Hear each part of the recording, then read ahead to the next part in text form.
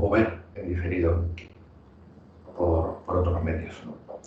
Bien, recordamos un poco lo que vimos el último día. Estamos planteando los fundamentos de la aerodinámica, las principales hipótesis que se utilizan para simplificar las ecuaciones, que ya veremos hoy al final de la clase qué ecuación es la que vamos a plantear para resolver el problema del flujo alrededor de cuerpos en el caso de un medio incompresible, ¿de acuerdo? Y lo que quedamos el último día precisamente fue ver los diferentes regímenes en función de un parámetro que es el número de Mach.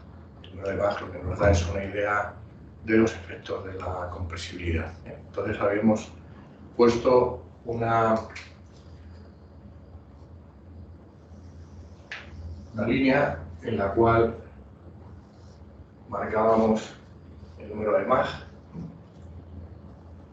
Mach 0, Mach 1, Mach 5. Alrededor de Mach 0 teníamos el flujo incompresible. Alrededor de Mach 1 teníamos el flujo que llamamos transónico. Y por encima de Mach 5, por encima de Mach 5, el flujo hipersónico. Obviamente, lo que no es incompresible, el flujo compresible. Y lo que teníamos por encima del transónico es el régimen supersónico. Y por debajo pues tenemos el régimen subsónico. Tenemos luego transónico, por debajo del transónico tenemos el subsónico y el incompresible, por encima del transónico tenemos supersónico y después tenemos el flujo hipersónico. Vamos a ver, el incompresible en realidad es Mach 0, pero generalmente se considera hasta Mach 0,3, no, los casos de compresibilidad son pequeños, ¿no? El número de Mach, recordamos, era la relación entre la velocidad del fluido y la velocidad del sonido, y más adelante veremos las ecuaciones de dónde sale y qué significado tiene. Entonces vamos a poner aquí una pequeña indicación de cómo es el flujo en estas... voy a cortar aquí un poquitín. Voy a hacer sin una pizarra.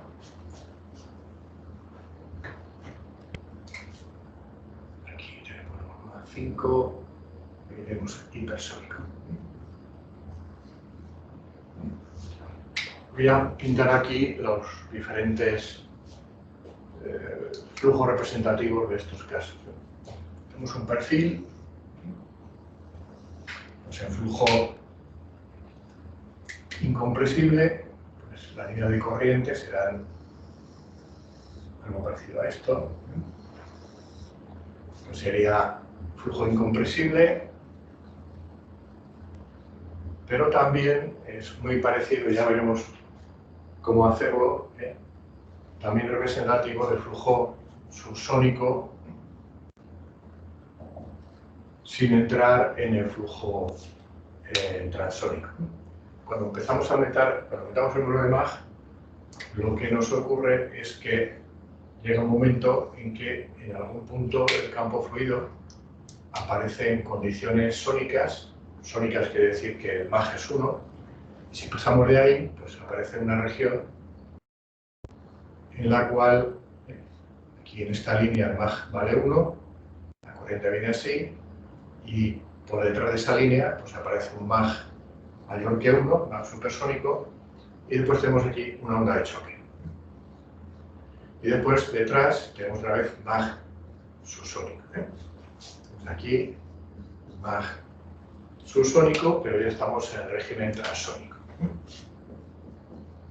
Se llama transónico precisamente porque hay una mezcla de flujo subsónico y flujo supersónico. Podemos, si seguimos aumentando el número de Mach, y llegamos a más mayor que 1, pues tenemos una corriente que, como no puede bordear el obstáculo en un supersónico, pues aparece una onda hecho de curva y una zona subsónica detrás que acomoda el flujo en régimen subsónico. Después tenemos una línea crítica y después detrás tenemos flujo. La línea de corriente sería así. Y tenemos flujo supersónico otra vez. Y posiblemente en la parte trasera del perfil pues tendremos una onda de choque en forma de cola de pez. Aquí de esa manera acomodamos también la compresión que se produce en el borde de salida. Pero el flujo lejos, en este caso, es supersónico. Si consideramos un perfil para vuelo supersónico, que sea con borde de ataque afilado, pues esta zona se reduce mucho y lo que tenemos pues será probablemente características, una onda de choque débil en la entrada. Y el régimen hipersónico se caracteriza porque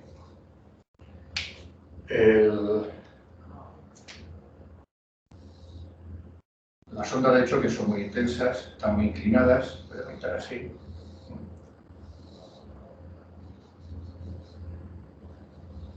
La intensidad de la onda de choque hace que la temperatura aumente mucho, se disocie el aire, entonces aparezcan reacciones.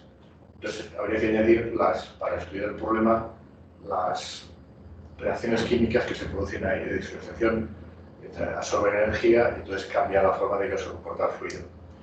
Además, la interacción del flujo con el cuerpo produce una capa límite que suele desprenderse, pues bastante gruesa, y esa interacción pues también es relevante, es importante y no se puede muchas veces eliminar, ¿no? Entonces sería el caso del vuelo en régimen hipersónico. Bueno, cuando se dice mayor que 5, pues aproximadamente, ¿no? Dependerá un poco de la forma del cuerpo, cuando aparezca.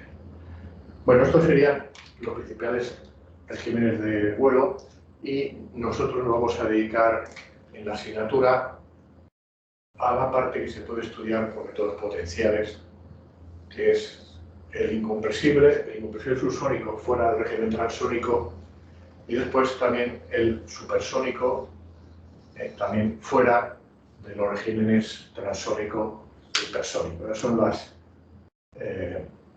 regímenes de vuelos que existen soluciones potenciales, en el caso de que el ángulo de ataque sea pequeño y el espesor y la curvatura también sean pequeños, y eso nos va a permitir simplificar las ecuaciones y poder llegar a algunos resultados analíticos.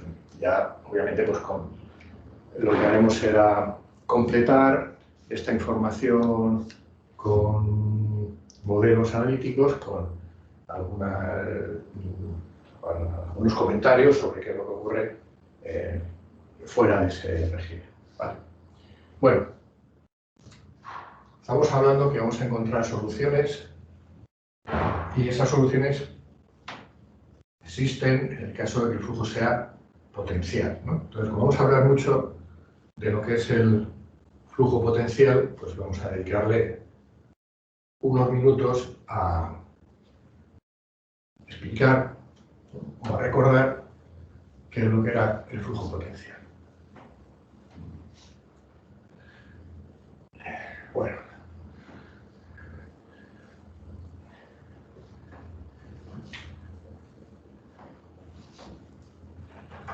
para hablar del flujo potencial, pues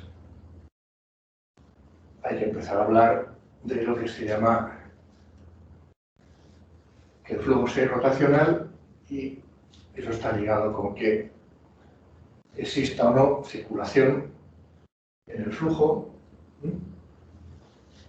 Y entonces pues son términos que hemos oído y bueno, pues vamos a aprovechar estos minutos para repasar qué es lo que es. Entonces vamos a hablar del flujo o el movimiento irrotacional.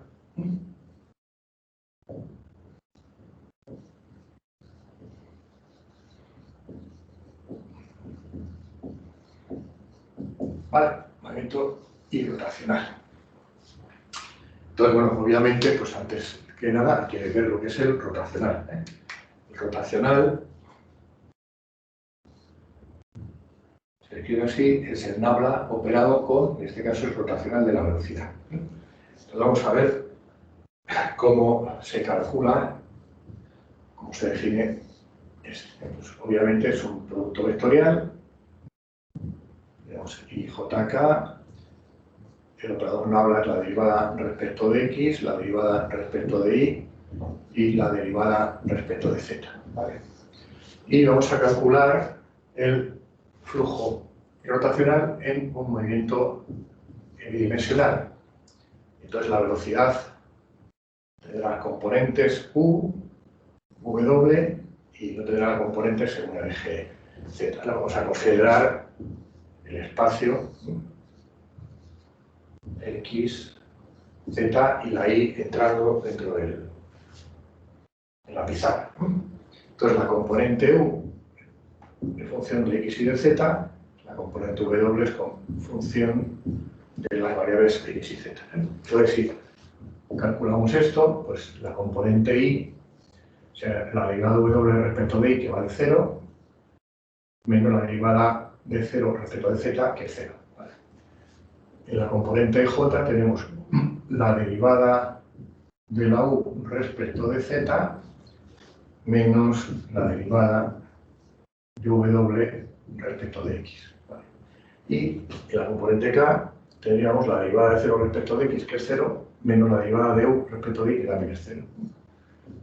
Tenemos que en un movimiento plano, el rotacional solo tendría componente perpendicular al plano, ¿no? Parece lógico. Si la componente del rotacional y es perpendicular al plano. Bien. Vamos a poner un ejemplo de cómo se calcularía esto. Vamos a coger un campo de velocidad muy sencillo que sería pues, un flujo que gira como si fuera un sólido rígido. Tenemos aquí el punto. Este sería la posición R.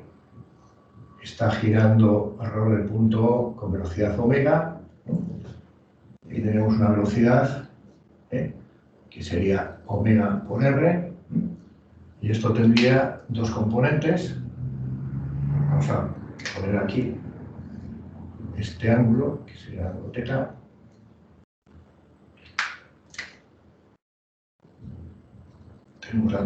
Este sería el ángulo θ también. Entonces las componentes de la velocidad serían la componente U, sería omega R, como si en esta dirección, pues sería por el seno de θ, y la componente W sería menos, porque va hacia abajo, omega R por el coseno de θ. Entonces, R seno de θ es la componente Z y R coseno de θ es la componente X. Esto sería el campo de velocidades que tendría pues, una partícula fluida que estuviera girando como un sólido rígido. ¿De acuerdo? Bien.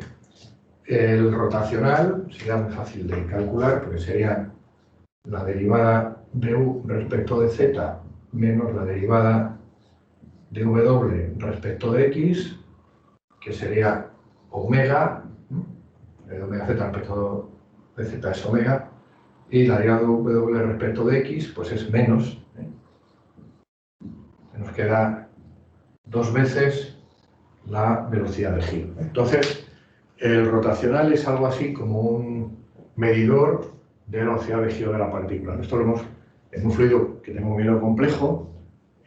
Vemos solo una parte pequeña. En esa parte pequeña puede estar girando, aparte de la velocidad de traslación, pues una velocidad de giro alrededor de sí mismo.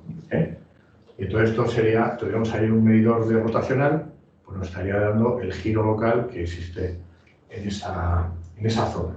Bien, entonces ya tenemos una primera idea, ¿no? De qué significado tiene lo que es el rotacional, ¿no? Es un medidor de giro. pues ahora vamos a ver otra manera de ver el giro de una partícula, que es la circulación. Entonces vamos a considerar una curva como esta. Tenemos aquí un campo de velocidades, que sería, si la pintara, una línea de corriente.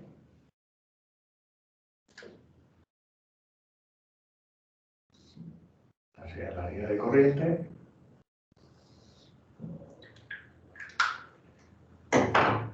Y la circulación, a ver, la definimos como la suma de la velocidad proyectada sobre esa curva, dando la vuelta a la curva. Entonces aquí tenemos una velocidad. Esta es la velocidad, la proyectamos.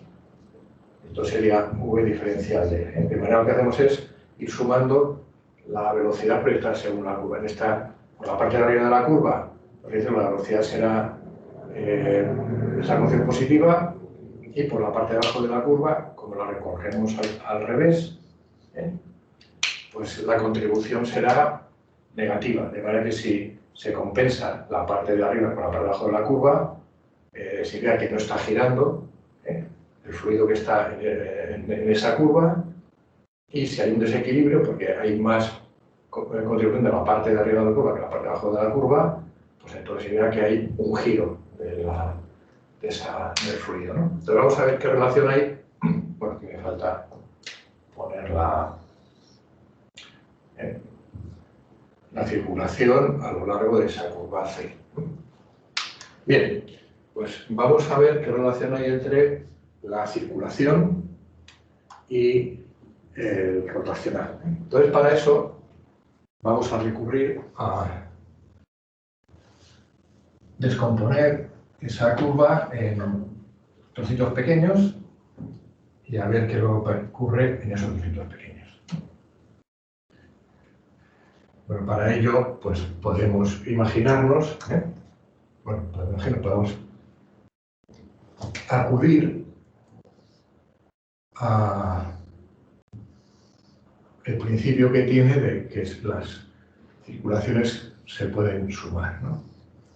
Si tenemos aquí una curva que hace así, alrededor de esta curva hay una circulación gamma más 1, tenemos al lado otra curva cuya circulación es gamma sub 2, si sumamos los recintos, y nos quedaría el límite.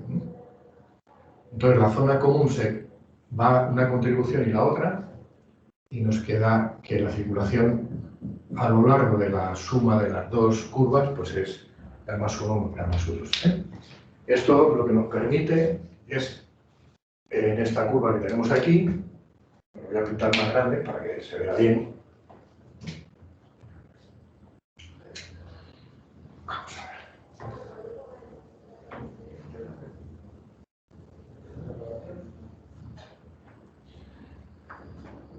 Vamos a pintar la curva. Vamos a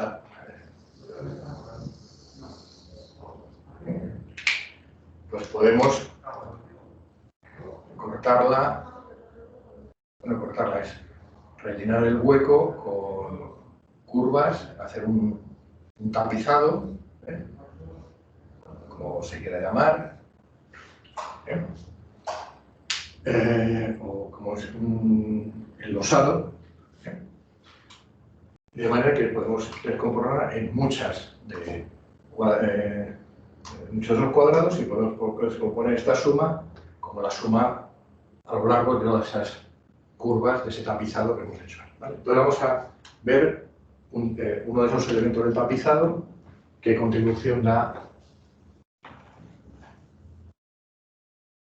a la circulación. Vamos a llamarle diferencial de gamma a la contribución de uno de esos cuadraditos.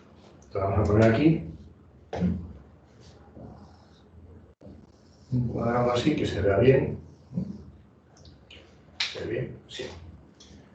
Entonces aquí tendremos una velocidad que es u y arriba tenemos una velocidad que es u más el diferencial de u, que podemos ponerlo como la derivada de u respecto de z. A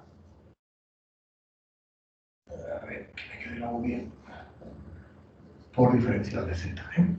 Y aquí podemos poner la componente w y aquí tendríamos la componente w más diferencial de w, que es la derivada de w respecto de x por diferencial de x. Vale. Entonces vamos a calcular la contribución. Vamos a llamar diferencial de gamma, pues es un cuadradito pequeño. Y entonces tendríamos w por diferencial de z, ¿no? Estamos hablando w, la velocidad por diferencial de L. Aquí el diferencial de L va en esa dirección. Arriba tendríamos la velocidad que es u más la derivada de u respecto de z por diferencial de z. Y el diferencial de L va en esa dirección, pues sería por diferencial de x. Aquí el diferencial de L es diferencial de z, el diferencial de L es diferencial de x. En la parte de la derecha, el diferencial de L es menos diferencial de z, ¿vale? Y la velocidad es w más derivada de w respecto de x por diferencial de x. Y en la parte de abajo el diferencial de L pues es menos diferencial de x, ¿no? Entonces tenemos menos diferencial de x por la velocidad que sería u, ¿vale? Entonces, si simplificamos, pues aquí nos queda diferencial de u diferencial de x se va con un diferencial de x y w diferencial de z se va con ese ahí, Y entonces lo que nos queda es que el diferencial de circulación es la derivada de u respecto de z y tenemos ahí menos la derivada de w respecto de x por diferencial de x, diferencial de z, ¿no? Sacamos factor común, diferencial de z que aparece en esas expresiones, ¿no? Entonces esto es la contribución a la circulación de uno de esos cuadraditos que hemos visto ahí, ¿no? Y esto nos dice que esa contribución a la circulación, que sería la suma de todas esas circulaciones, viene de la diferencia de u respecto de z y la diferencia de w respecto de x, ¿no? Derivada de u respecto de z, lo que nos dice es cómo varía la u con z, si es positiva o negativa. Eso nos da un giro en esta dirección, ¿vale? Y la derivada de w respecto de x nos daría, si aumenta, en el giro en esta dirección. Por eso, si los dos se suman, gira todo, y si uno se contrasta con el otro, pues no gira. O si es más grande la parte de la W, pues giraría en sentido contrario, ¿no? Bien. Entonces, para calcular la circulación, solo tendríamos que sumar estas integrales, ¿no?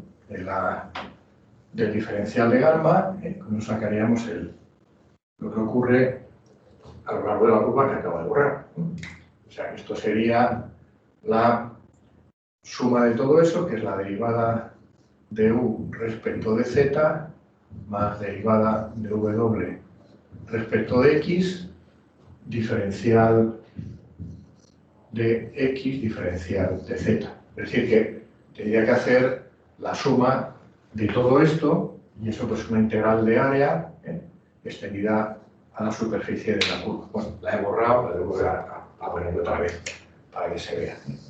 Así era la curva C, la superficie S. Aquí esto lo tendríamos lleno de estos cuadraditos que hemos cortado ahí. ¿Vale? Y esta sería la superficie S. Entonces, la suma de lo que ocurre en cada uno de esos cuadraditos, de lo que gira cada uno de esos cuadraditos, nos da al final la contribución a la circulación, que es la suma, digamos, de todos esos giros que hay dentro de esta superficie. ¿Vale? Bien, esto se puede escribir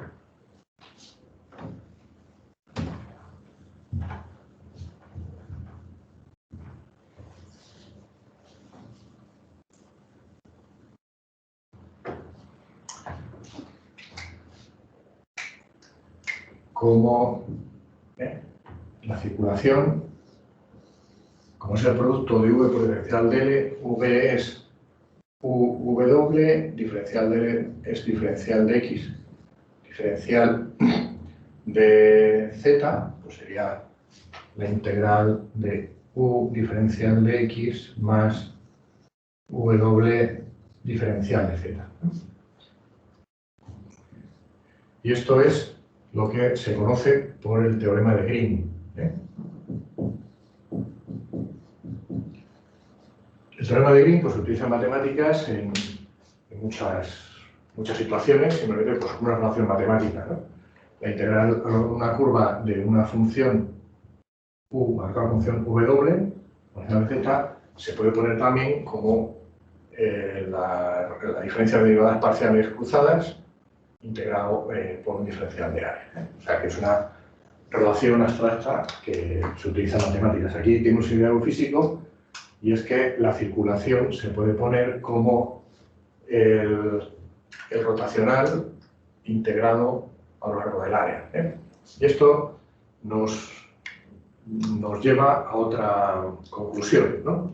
Si aquí dibujáramos, esto es una superficie plana, en cada punto dibujamos el rotacional, que sería esto de aquí, que es el rotor de V, y como está en la dirección pneumática, lo podemos poner como proyectado según la normal a la superficie, pues sería el flujo de este vector sobre esta superficie. Tenemos una superficie que se apoya en una curva, pues el rotacional es un vector, pues el flujo de ese vector en esa superficie es lo mismo que la circulación de la velocidad a lo largo de la curva. O sea que tenemos aquí un flujo y ese flujo contribuye a lo que se llama la circulación. ¿Vale? Son dos cosas que están muy correlacionadas. Bueno, esto, tal como hemos visto en el plano, se puede...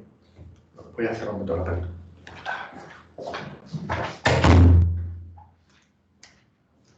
Como hemos visto en el plano, se puede proyectar o se puede extrapolar a una curva que está en el espacio y una superficie que está en el espacio.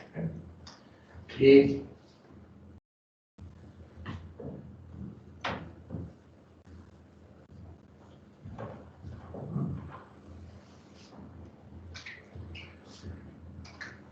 esto, el dibujo es un poquito más complicado, si pintarlo así. La curva, esta curva, para dar una sensación así tridimensional, esta sería la curva C, y aquí tendríamos la superficie. En cada punto de la superficie pues tendríamos, por ejemplo aquí, una normal, y aquí tendríamos el rotor de V proyectado según la normal, y entonces aquí podríamos poner que la, igual como he puesto ahí, que la circulación a lo largo de la curva C del vector velocidad, pero ya esto sería en 3 dimensiones, sería el flujo del rotacional multiplicado por la diferencial de área, claro, a lo largo de la superficie S. Este es el planteamiento del problema en una geometría bidimensional y esto sería el planteamiento de lo mismo en 3 dimensiones. Este es el teorema de Stokes. Vale. Bien, también esto se puede plantear, y lo que hemos puesto aquí, añadiendo pues, la circulación. Habría que añadir aquí V diferencial de I, sea componente de la circulación, y aquí habría que poner pues, los 3 componentes del rotacional multiplicados por sus correspondientes normales, ¿no? Entonces es una cosa más compleja, pero también vemos que es muy potente. Bueno, vamos a poner un ejemplo para ver que efectivamente se comprueba esto que acabamos de ver en el mismo flujo que hemos comentado antes. El flujo puro de giro. Y a ver dónde lo pongo. Vamos a ponerlo aquí. Bien. Tenemos antes aquí R, omega R, ¿vale? Entonces, la circulación era la integral de V diferencial de L a lo largo de la curva. La velocidad era tenía 2 componentes, entonces la integral de U. Bueno, podemos ponerlo en cartesianas o en cilíndricas. Aquí, como la velocidad es omega R y el diferencial de L, podemos ponerlo como R diferencial de teta, ¿no? Pues aquí nos quedaría la velocidad que es constante, sacamos la integral, y R, la integral de diferencial de L, pues es la longitud de la circunferencia, que sería por 2pi y por R, ¿no? Y entonces esto nos daría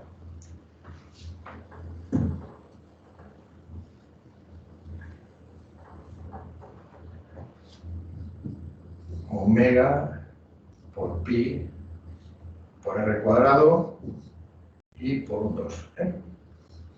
Vale.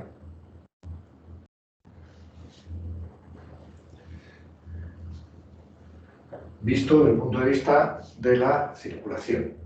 Ahora vamos a verlo desde el punto de vista del rotacional, ¿no? Ahí tenemos que poner la integral de área del flujo del rotacional según la normal por el diferencial de área. Esta sería la curva C y esto sería la superficie S. Ahora, para ser más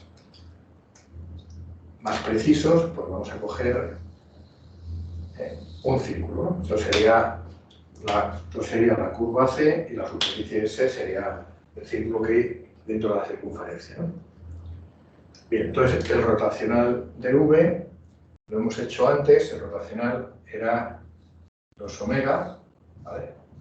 Que es constante, entonces lo sacamos de la integral y nos queda integral diferencial de sigma, que es el área, y el área pues, es pi por el radio al cuadrado. Entonces vemos que efectivamente las dos, como no puede ser menos, los dos resultados coinciden. Entonces la circulación es el área multiplicado por 2 veces la circulación, la contribución del giro de toda esa masa fluida a la circulación. Vale, bueno, pues con esta comprobación pues vamos familiarizando un poco con este resultado. Bueno, estos son un poco así la introducción para entender qué es lo que es la circulación y lo que es lo rotacional. Y ahora vamos a ver qué es lo que quiere decir que el flujo sea irrotacional o que sea potencial. Bueno, vamos a ver que las dos cosas son equivalentes, pero vamos a ir de una en una. Bueno, pues ahora hay que limpiar un poquito esto, que se va poniendo.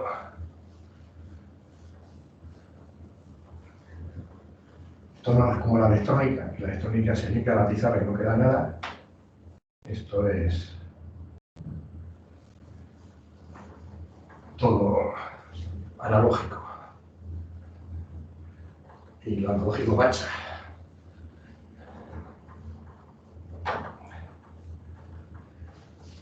Bueno, si tienen que hacer preguntas, no duden en interrumpir. Aunque me interrumpen, que es mejor ir aclarando las dudas que haya conforme se vayan teniendo.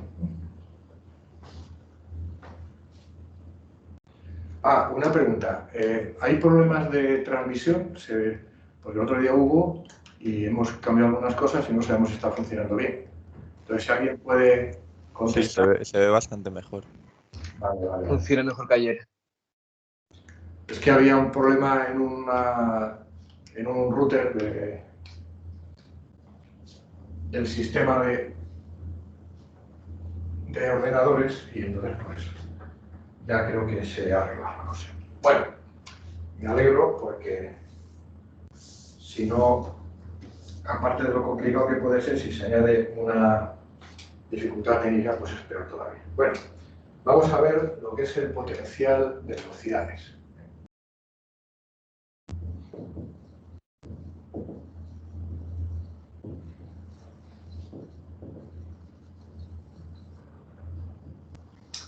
Bien, vamos a suponer que el rotacional de la velocidad es cero en todo el espacio, ¿de acuerdo? Bien. Si es cero, bueno, en la zona que estamos considerando, ¿no? Entonces podemos poner que la circulación, que es su diferencial de L, es cero, pero como el rotacional es cero, esto es independientemente, esto es verdad para cualquier curva que esté dentro de esa región, ¿de acuerdo? Entonces, si esto es así, esto quiere decir que este V diferencial de L es una diferencial exacta, ¿eh? Entonces se podría poner V, se puede poner como U diferencial de X más V diferencial de Y más W diferencial de Z, ¿no? Que es el producto de W potencial de L, que es diferencial de X, diferencial de Y, diferencial de Z, ¿no? Bien, pues esto se puede poner como el diferencial de una función phi respecto de X por diferencial de X más el diferencial de una función Y por diferencial de Y más es decir, respecto de Z por diferencial de Z. ¿Vale? Todo lo que quiere decir es que al ser este resultado cero, tenemos aquí un espacio y aquí tenemos una serie de curvas, y de esas curvas siempre es cero dar la vuelta, eso la única solución o los únicos resultados es que sea una diferencial exacta. Bien. Y esto se puede poner como el gradiente de phi por diferencial de L.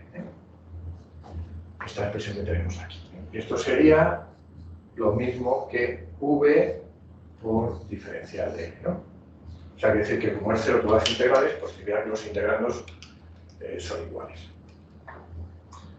Entonces, de aquí deducimos, como es igual para todos los circuitos que cojamos, es que la velocidad se puede poner como gradiente de phi. ¿Esto qué quiere decir? Que la velocidad deriva de un potencial.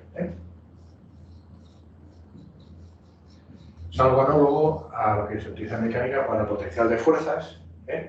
O sea, que el magnetismo, el campo eléctrico igual, pues es lo mismo, la teoría del potencial, como veremos, tiene muchas afinidades con esos campos. Al final, las matemáticas que hay abajo son las mismas y las soluciones que se utilizan también son las mismas. Y de hecho, pues fue en las ecuaciones de Maxwell, electromagnetismo, pues las derivó Maxwell. Maxwell era un fluido mecánico y aplicó pues toda la teoría del potencial también a las ecuaciones del movimiento de las cargas, ¿no? Los campos electrostáticos y electrodinámicos. Bien. Entonces, ya digo, podemos recordar todo lo que sabemos de la teoría potencial y aplicarlo en el caso que nos ocupa, del flujo irrotacional. Aquí hemos puesto que el irrotacional es cero y esto lo se llama irrotacional. Entonces hemos visto que si el flujo es irrotacional, el rotor es cero, entonces demostramos que el potencial deriva de un potencial. La velocidad deriva de un potencial que se llama, obviamente, potencial de velocidades, ¿no? Para diferenciarlo del potencial de fuerzas, etc. Bien, pues ahora podemos también demostrar la inversa. La inversa es que si la velocidad sabemos que deriva de un potencial, entonces si calculamos el rotor, sería el rotor de V, sería el rotor de el gradiente de phi, y como se sabe por matemáticas, el rotor de un gradiente es cero. O sea que si la velocidad deriva un potencial, el flujo es irrotacional. ¿De acuerdo? Entonces, como la primera, en la dirección de rotor cero igual, implica que existe potencial, y la inversa es que si hay potencial, entonces el flujo irrotacional, pues hemos demostrado la implicación en doble sentido, que significa que las dos sentencias son equivalentes, ¿no? Bien. Entonces, pues muchas veces se habla indistintamente de flujo potencial o flujo relacional, pues en realidad es decir lo mismo. Bien. Otra manera de ver de una manera un poco más genérica lo que acabamos de ver es considerar lo que se llama el teorema de Bjarnes-Kelvin, que nos va a servir después para explicar cosas pues como se genera la circulación y por qué se conserva la circulación y todo eso. Bien.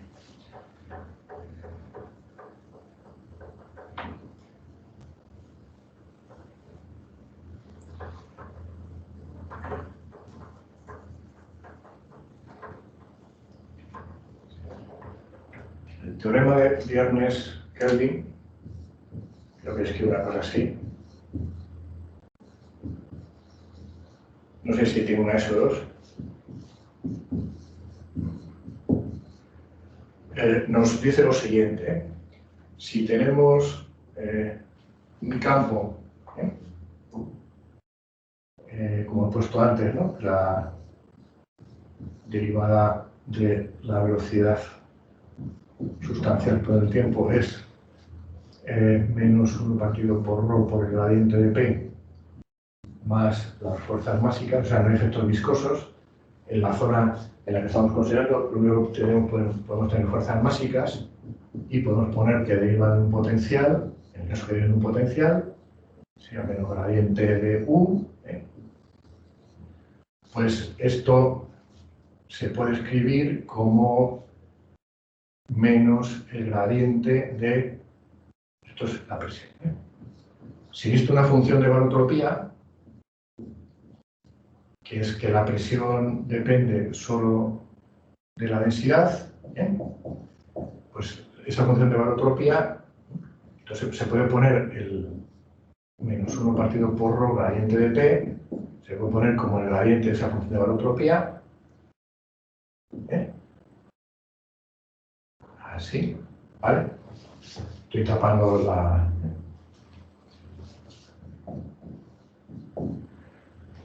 Y entonces, al calcular la circulación es la integral de V diferencial de L, pues calculamos la circulación de la aceleración, la derivada respecto del tiempo de la circulación. o bien a lo largo de una curva cerrada, pues sería, y una línea fluida, sería la derivada sustancial a lo largo de esa curva fluida de V por diferencial de L. Hasta aquí no he hecho nada. Ahora aquí cambiamos el orden de integración, ya sería la circulación de la aceleración, o sea que de la variación de la circulación pasamos a la circulación de la variación de la velocidad, que es la aceleración.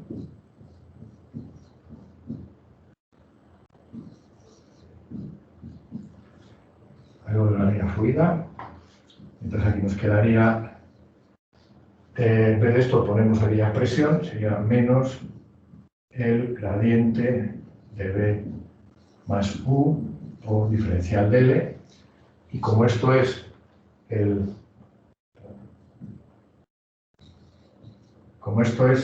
la circulación de un gradiente, pues esto es cero. Entonces demostramos que la variación de la circulación a lo largo de una línea fluida no cambia, o sea, se mantiene constante si en el flujo las fuerzas derivan un potencial y la presión se puede poner como una función solo de la densidad, ¿no? En el caso de un líquido, pues es obvio, ¿no? Y si no hay gradiente de fuerzas, pues también no hay que hacer nada, que es el caso más habitual. ¿Esto qué quiere decir? Pues lo que quiere decir es que si tenemos una curva así, aquí tenemos un fluido, esto es una línea fluida, esto se va moviendo, pues si esto tenía una cierta circulación y el flujo cumple esas condiciones, pues la circulación a lo largo de esta línea se va deformando, va a ser la misma, ¿no? Pues imaginemos que partimos del reposo, ¿no? Entonces tenemos nuestra línea fluida, que sería esta de aquí, ¿no? La velocidad cero, aquí tenemos nuestro perfil o lo que sea, y aquí la circulación es cero porque está parado, ¿no? Pues entonces, si se empieza a mover, como la circulación a lo largo de esa línea es cero, pues al cabo del tiempo, si la línea fluida se ha movido, bueno, la ha pintado recta, pero no tiene por qué ser recta, puede estar deformada, pues también continuaría siendo nula. Eso veremos que cuando el perfil arranca, suelta un torbellino, aparece una circulación alrededor del perfil y entonces las dos tienen que ser iguales para que se conserve la circulación lejos del cuerpo, ¿no? Y otra manera de aplicarlo sería, pues yo tengo el perfil quieto y tengo una corriente uniforme, ¿no? Entonces yo considero una línea de corriente, una línea fluida aquí, en el infinito vamos arriba, cuya circulación sea cero. Entonces, como esto va barriendo todo el campo fluido, si la circulación es cero, significa que el rotor vale cero, porque la circulación es cero, porque la circulación es cero a lo largo de cualquier línea fluida que consideremos. Hay que fijarse que solo se nos pide que los efectos viscosos y las condiciones se cumplan sobre el fluido que está en la línea fluida. O sea, no se nos pide nada sobre lo que hay fuera de esa zona de ahí. O sea, que eso es una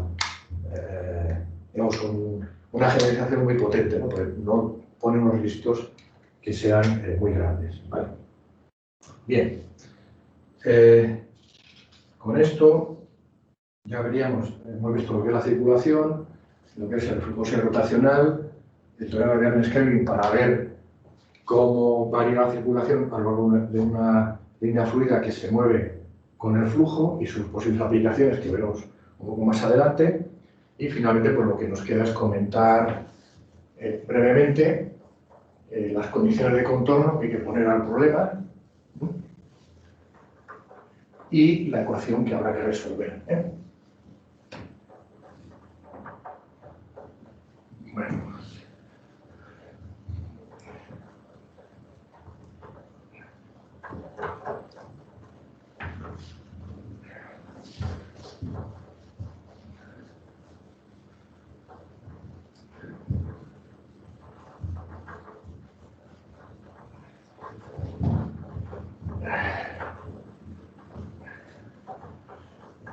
esto es